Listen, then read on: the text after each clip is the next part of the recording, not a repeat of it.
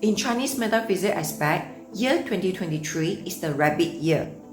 Have you ever wondered or noticed that something is changing around you if you are born in Rooster year?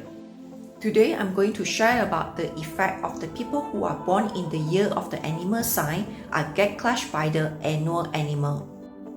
For example, annual animal sign is rabbit in 2023.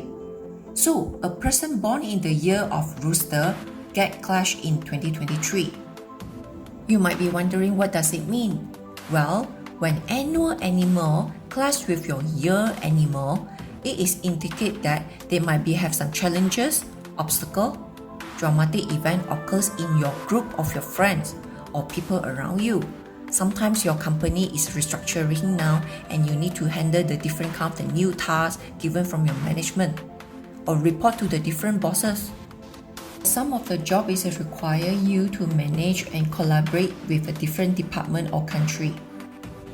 This is the quick summary table if you are born in the year of the Rooster.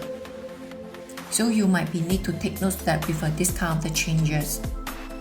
I am also going to conduct a live stream workshop on 29 April 2023, Desire Manifestation Virtual Workshop.